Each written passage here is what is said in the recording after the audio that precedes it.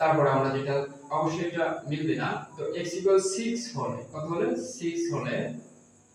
x square equal কত 6 square সমান সমান কত 6 স্কয়ার করলে কত হয়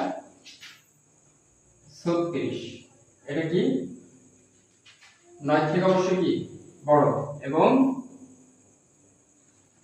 x কিউব অর্থাৎ কি 6 কে কিউব করলে কত হয় 6 গুণন 6 636, 36 গুণন 6 636 এর 6 হাতে থাকে কত 3,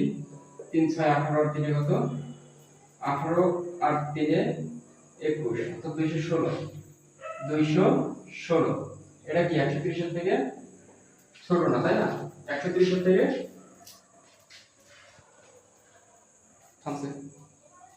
তো 130 এর থেকে কি ছোট না। তাহলে খেয়াল করেন তো তাহলে এইখানে x ইকুয়াল আমরা তাহলে এখানে মানগুলো কোনটা কোনটা আমাদের সম্পূর্ণটাই মিলে, তার মানে x ইকুয়াল 4 হলে তার মানে 4 কি স্কয়ার করলে কত হয় 16, 9 থেকে বড় এবং কি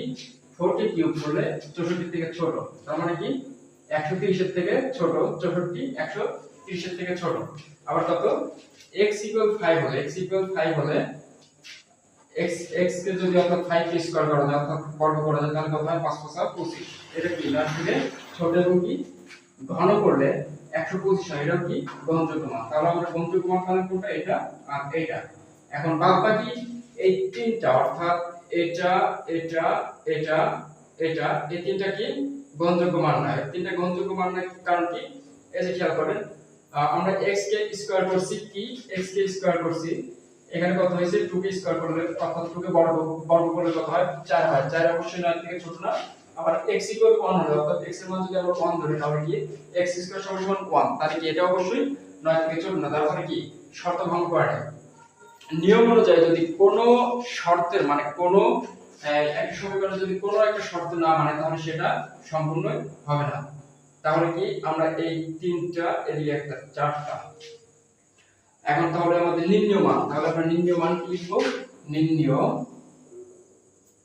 মান কত 3,4, এটা কি অ্যানসার। তো অবশ্যই আপনারা বুঝতে পারছেন, অবশ্যই দেখেন ভালো করে খেয়াল করেন। তো আশা করি আপনারা ম্যাথটা বুঝতে পারছেন, অর্থাৎ যে 2 এর ক নাম্বার আছে 2 এর কটা বুঝতে পারছেন। এখন এরপরেও যদি আপনাদের কোনো মান নির্ণয় করতে সমস্যা হয়, এরপরেও যদি কোনো মান নির্ণয় করতে যদি